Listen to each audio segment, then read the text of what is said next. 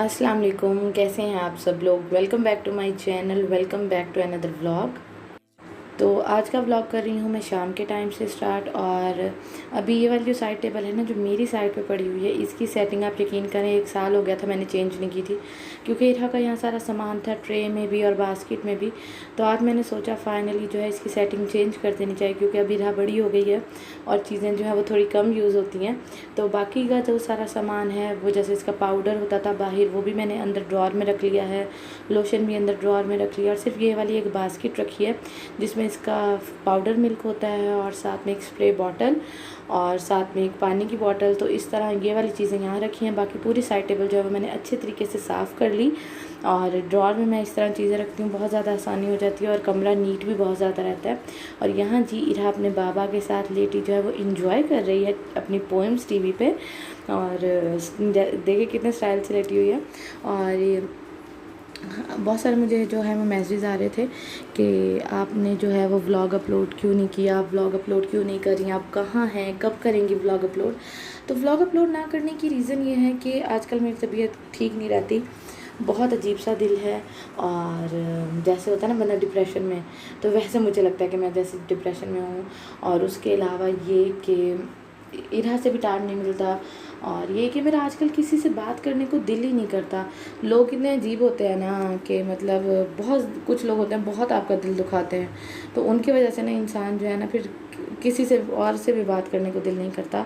तो मैं जो बस अब मैं क्या बताऊँ आपको, इंशाल्लाह कल वीडियो एक अपलोड करूँगी, उसमें मैं इंशाल्लाह आप लोगों को डिटेल से सब कुछ बताऊँगी कि इरहा की बर्थडे हम क्यों रिलेट कर रहे हैं, क्यों डिले कर दी थी हमने, और बाकी जो रीज़न है दिल क्यों उदास है, कौन है जिसने हर्ट किया, ये वो। तो इंशाल्लाह कल वाली वीडियो में मैं सब कुछ जो आप लोगों के साथ शेयर करूँगी। तो उसके बाद फिर मैंने हसीब को कहा कि हमें बाहर लेके चलें, क्योंकि मेरा दिल बहुत ज़्यादा उदास हो रहा था। तो अभी हम लोग बाहर आए थे, पहले हम लोगों ने गोलगप्पे खाए, और ये फिर हम लोगों को ना एक नई चीज़ दिखाई दी। तो ये थे चीज़ी पटैटोज़। तो फिर हम लोगों ने ये लिए, बहुत मज़े के थे, लेकिन थोड़े से आलू ना थोड़े से कच्चे थे, तो बहुत ज़्यादा मज़े के लगे हम लोगों को। और फिर हम लोगों ने ये खाए। और अगर आप लोग बहावलपुर में रहते हैं तो लाजमी ट्राई करें, सैकला टाउन से मिलते हैं और बहुत ज़्यादा मज़े के हैं। और उसके बाद जी इरहा को मैंने यहाँ खड़ा कर दिया, और उसके बाद हसीब अभी गए हैं फ्रूट्स लेने के लिए, क्योंकि घर में जो थे वो फ्रूट्स ख़त्म हुए हुए थे। और इरहा को जो है वो मैं फ्रूट्स भी इंट्रोड्यूस करवा चुकी हूँ, पहले तो काफ़ी अर्सा हो गया करवा चुकी हूँ, लेकिन अब जो है ना ये कुछ भी नहीं खाती पीती, तो इसलिए फिर मैं जो है अब इसको फ्रूट्स की तरफ जो है वो ज़्यादा ला रही हूँ। अच्छा, इरहा के बारे में कमेंट्स आया था कि आप इसको ऑफ शोल्डर टॉप ना पहनाया करें, क्योंकि वो कमज़ोर बच्चों पे अच्छी नहीं लगती। तो मेरा उन मोहतरमा को ये कहना है कि अगर मोटा बच्चा पहन लेता, आपने कहना था मोटे को ना पहनाएं, बिल्कुल अच्छी नहीं लगती। तो मेरे ख्याल में हम पाकिस्तानी की जो मैंटेलिटी है ना वो ये है कि बच्चा मोटा ताज़ा हो फिर ही बच्चा जो है वो सेहतमंद है। वैसे तो बच्चा बिल्कुल बेकार है, ऐसा नहीं है। बच्चे का एक्टिव होना बहुत ज़्यादा ज़रूरी है। अगर आपका बच्चा एक्टिव है, हेल्दी है, माशाल्लाह वो खेलता है और वो अपनी उम्र से पहले हर काम कर रहा है, तो उसका मोटा होना ना होना कोई भी मैटर नहीं करता।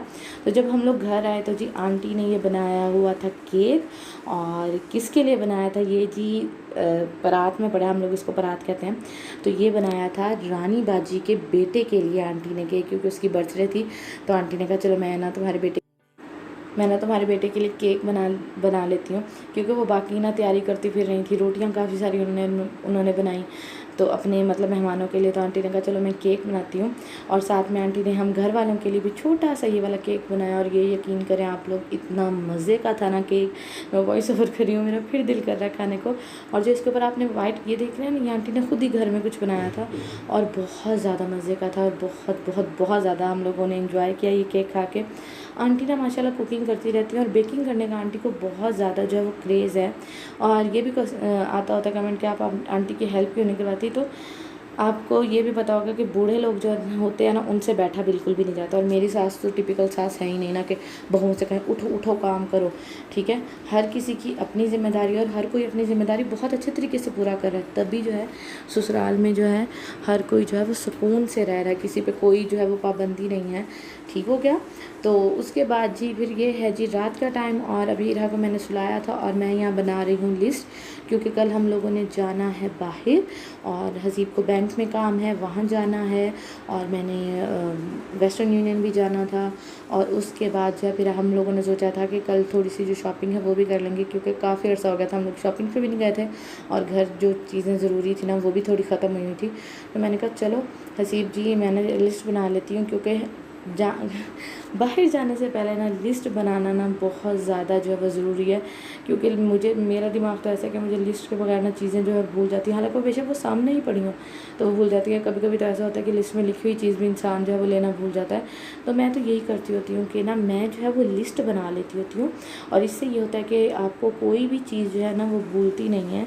और मैं क्या करती हूँ, रात से लिस्ट बनाना शुरू कर देती हूँ, या ऐसा होता है कि कभी कभी तो 2-3 दिन से पहले लिस्ट बनाना शुरू कर देती हूँ।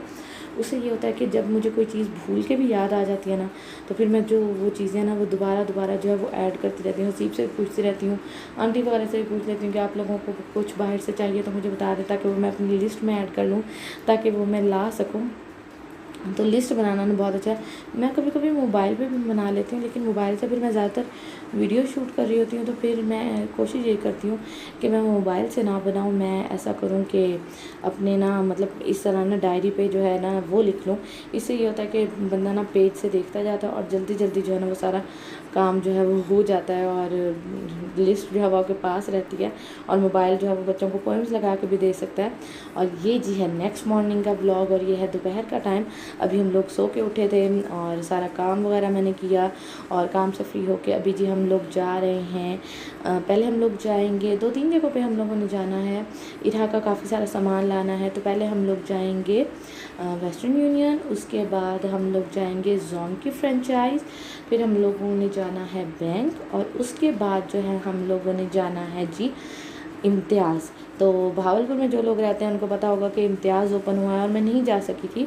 और वैसे तो आपको पता है कि हर महीने जो है हम लोग चेज़ वैल्यू जाते होते हैं 22-23 को, इरा की चीज़ें लेनी होती है। लेकिन इस दफ़ा जो है मैंने कहा हसीब को कि हम इम्तियाज़ चलेंगे, और मेरी आईब्रोज जो है थोड़ी थोड़ी बड़ी हो गई हैं, लेकिन मैं इनको थोड़ा और बड़ा कर रही हूँ कि एक दफ़ा जाके ना पॉलर से ही जो है वो सेट करवाऊँगी।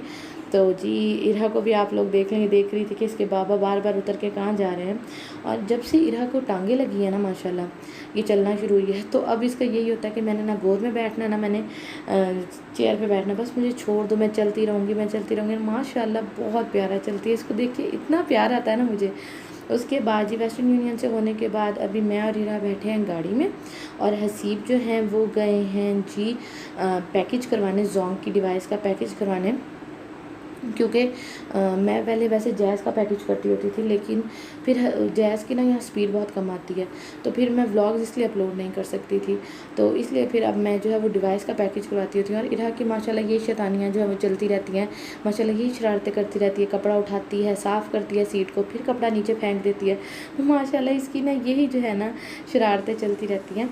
और उसके बाद जी हम लोग आ गए हैं इम्तियाज़, और मेरा मतलब इम्तियाज़ बड़े बड़े शहरों में तो वैसे है, लेकिन भावलपुर में ये अब ओपन हुआ है, और कुछ लोग तो जैसे ओपन हुआ तो चले गए थे, लेकिन मेरे ख्याल में जब चीज़ नई नई ओपन हो और वहाँ जाना ना सबसे बड़ी बेवकूफ़ी है, क्योंकि रश काफ़ी ज़्यादा होता है। तो बंदा सुकून से थोड़ा सब्र कर जाए और सुकून से जाए। तो मैंने जी को यही कहा था कि हम थोड़ा सब्र करके ही जाएंगे।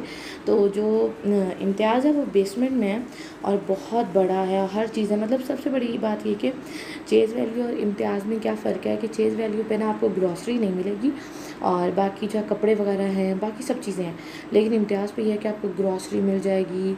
और ये जो है मतलब चेज़ वैल्यू पे बर्तन वगैरह हैं, लेकिन ग्रॉसरी का सामान नहीं है, जबकि इम्तियाज़ पे ग्रॉसरी का सामान सारा है।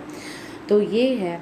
और लेकिन ना अगर मैं करूँ ना कंपैरिजन, क्योंकि अब तो मैं शॉपिंग कर आई हूँ, तो मैं ये कहूँगी कि चेज़ वैल्यू मुझे ज़्यादा अच्छा लगता है। कि हाँ, अगर आपने ग्रॉसरी करनी है तो आप इम्तियाज़ जाएँ, इनके रेट्स बहुत ज़्यादा अच्छे हैं।